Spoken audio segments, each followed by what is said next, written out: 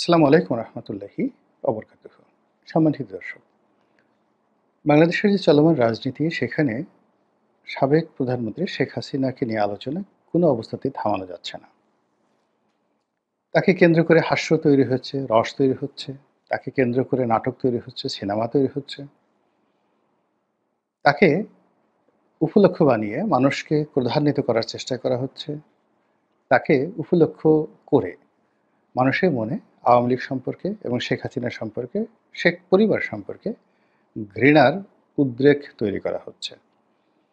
তাকে নিয়ে ছেলেরা মেয়েরা কার্টুন তৈরি করছে, তারপর বিভিন্ন টিকটক ভিডিও তৈরি হচ্ছে, তার কল রেকর্ড ফাঁস হচ্ছে। কেউ বলছে তিনি নিজে এটা তৈরি করছেন, কেউ বলছে যে এআই দিয়ে অর্থাৎ আর্টিফিশিয়াল ইন্টেলিজেন্স দিয়ে এই সকল ভিডিও বা অডিও ক্লিপ তৈরি করে ছাড়া হচ্ছে, যার সঙ্গে শেখ হাসিনার কোনো সম্পৃক্ততা নেই। কেউ বলার চেষ্টা করছেন তিনি দিল্লিতে আছেন, কেউ বলার চেষ্টা করছেন তিনি কলকাতাতে আছেন, অনেকে বলার চেষ্টা করছেন যে তিনি এখন ভারতের গলার কাটা, তাকে যে কোনো মুহূর্তে ভারত থেকে তাড়িয়ে দেওয়া হবে। প্রথম দিকে যেটা বলা হচ্ছিল তাকে কাজাকিস্তানে পাঠিয়ে দেওয়া হবে বা উজবেকিস্তানে পাঠিয়ে দেওয়া হবে, বা তিনি রাশিয়াতে যাবেন অথবা লন্ডনে যাবেন। পরে জানা গেল তিনি কলকাতাতেই থাকবেন বা ভারতে থাকবেন, আগরতলাতে থাকবেন। এখন অনেকে বলার চেষ্টা করছেন যে তিনি খুব রোগাক্রান্ত, ভীষণ রকম অসুস্থ। আবার কেউ বলার চেষ্টা করছেন যে তিনি মূলত মানে মারা গেছেন, জীবিত নাই। এইরকম মানে হাজারটি যাকে বলা হয় উপাখ্যান তৈরি হচ্ছে।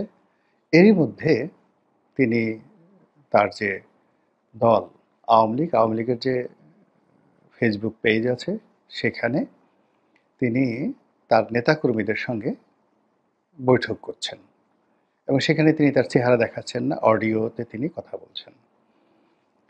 অনেকে এটা নিয়েও কটাক্ষ করার চেষ্টা করছেন যে তার মন ভালো না, তার চেহারা ভালো না। এই সময়টিতে তার চেহারা ভেঙে গেছে, গাল ভেঙে গেছে এবং তাকে দেখলে এখন মনে হবে যে একটা মৃত লাশ। তো এজন্য তার এই বীভৎস চেহারা তিনি দেখাতে চাচ্ছেন না। তিনি বাংলাদেশে যখন ছিলেন তিনি যথেষ্ট বুড়ো হয়ে গেছিলেন। তো সেখানে ক্ষমতায় থাকার কারণে কি হতো, তাকে সাজানো হতো। তারপরে তিনি ভালো শাড়ি পরতেন, মেকআপ ম্যান ছিলেন, ডাক্তার ছিলেন, বৈদ্য ছিলেন, কবিরাজ ছিলেন। তো সব মিলিয়ে তাকে একটা শক্তিশালী আয়রন লেডি রূপে জনগণের সম্মুখে উপস্থাপন করা হতো। কিন্তু এখন যেহেতু তিনি কার্যত গৃহবন্দী অবস্থায় আছেন, সেখানে তার মন ভালো নেই, শরীর ভালো নেই। ফলে একটি ৮০ বছর বয়সী রমণীর যেরকম চেহারা হওয়া উচিত তার চেয়েও তার চেহারাটা খারাপ হয়ে গেছে এবং ওই দৃশ্য, ওই চেহারা যদি আওয়ামী লীগের নেতাকর্মী দেখেন বা দেশবাসী দেখেন, তাহলে আওয়ামী লীগের নেতাকর্মীদের দুঃখে তাদের প্রাণ ওষ্ঠাগত হয়ে যাবে। আর তার বিরোধী পক্ষ যারা আছে তারা আনন্দে লাফাতে থাকবে এবং এই কারণেই শেখ হাসিনা তার চেহারাটা দেখাচ্ছেন না। তো এরকম যদি শেখ হাসিনাকে নিয়ে আমি বিভিন্ন কথাবার্তা বলি, হাজারটি কথা আপনাদেরকে বলা যাবে। এই কথার মূল উপলক্ষ হলো যে তিনি বাংলাদেশের রাজনীতিতে অতি গুরুত্বপূর্ণ ব্যক্তি।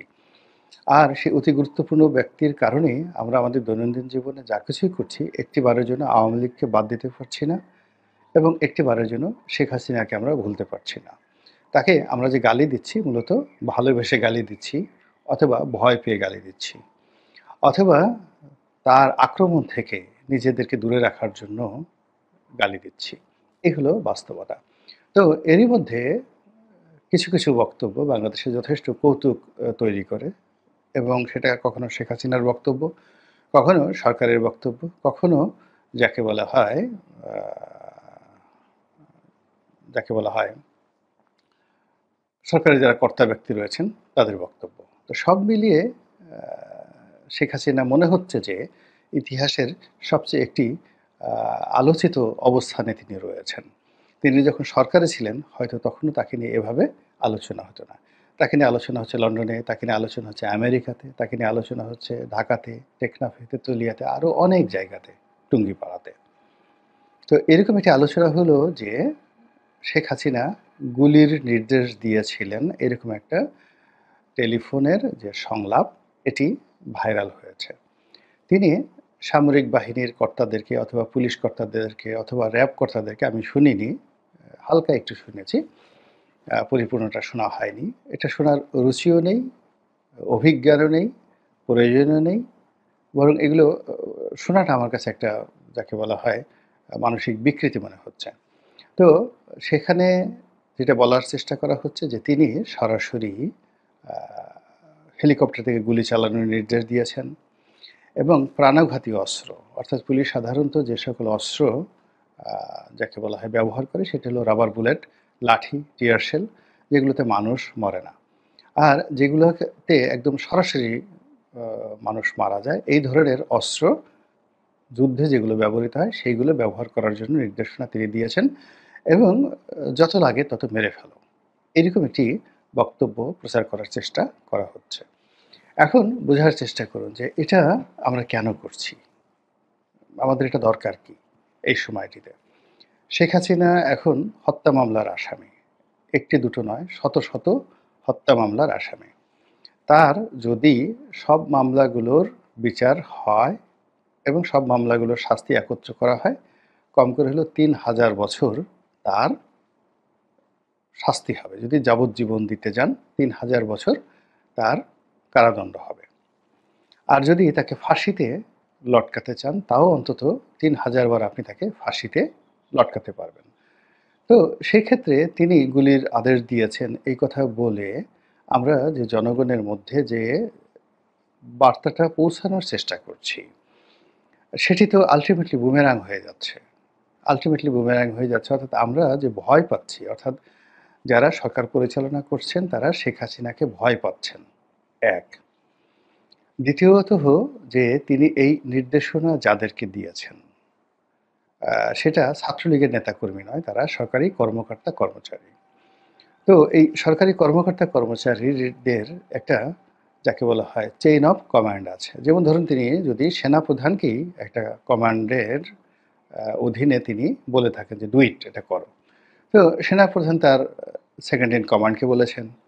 সেকেন্ড ইন কমান্ড কি করেছেন? তিনি তার যে রিজিওনাল কমান্ডার বা কোর কমান্ডার যাকে বলা হয় তাকে বলেছেন। তারপরে কোর কমান্ডার কি করেছেন? ব্রিগেড কমান্ডকে বলেছেন। মানে কোর কমান্ডার বা ডিভিশনাল কমান্ডার যেটাকে জিওসি বলা হয়।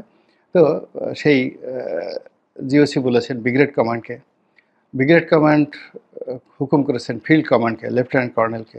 ফিল্ড কমান্ড লেফটেন্যান্ট কর্নেল তিনি যেটা মাঠে দায়িত্বরত রয়েছে অর্থাৎ ফিল্ডের লেফটেন্যান্ট কর্নেল যিনি আছেন তিনি দেখা গেল যে তাঁবুতে বসে বা অফিসে বসে তিনি অপারেশন পরিচালনা করেন। কিন্তু মাঠে ক্যাপ্টেন বা যারা মেজর র্যাঙ্কে আছেন তারা আ এই তাদের যাকে বলা হয় ব্যাটালিয়ন কমান্ডার যিনি আছেন তার বক্তব্য তিনি আ পালন করেন। আবার তার সেই বক্তব্য যদি আ যারা কার্যকর করেন তারা হলেন একদম সেনাবাহিনীর সিপাহী পর্যায়ের যাদের হাতে অস্ত্র থাকে তারা। তাহলে এখন আপনি এই যে শেখ হাসিনা হুকুম দিয়েছেন, শেখ হাসিনার সেই হুকুমটা যেহেতু বাস্তবায়িত হয়েছে, এই বাস্তবায়নের সঙ্গে লাখ, লাখ রাষ্ট্রীয় কর্মকর্তা কর্মচারী জড়িত।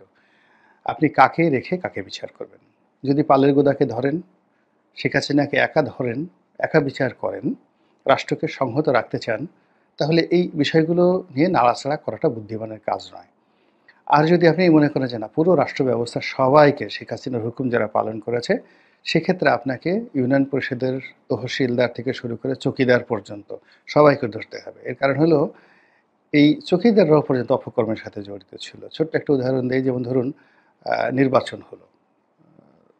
এই ২০২৪ সনের ২৩ সনের যে নির্বাচন ২৪ সনের যে নির্বাচনটি হলো, যেটিকে আমরা আ আমিডামি নির্বাচন বলি। তো সেই নির্বাচনে ভোটার উপস্থিত করার জন্য ইউনিয়ন পরিষদের চেয়ারম্যান, মেম্বার থেকে শুরু করে চৌকিদার তারা সবাই সম্মিলিতভাবে লোকজনকে রীতিমতো ছাগলের মতো, গরুর মতো পিটিয়ে তারা এই ভোট কেন্দ্রে আনার চেষ্টা করেছে। বিকজ প্রতিটি ইউনিয়নে যে সকল সুবিধাভোগী আ লোকজন রয়েছে, জনগোষ্ঠী রয়েছে যেমন বয়স্ক ভাতা, বিধবা ভাতা, তারপরে শেষে আ ৪০ দিনের কর্মসূচি, এরপর জেলেদের চাল দেওয়ার যে কর্মসূচি, এরকম অন্তত ২০ থেকে ২৫ টি সুবিধাভোগী শ্রেণী রয়েছে।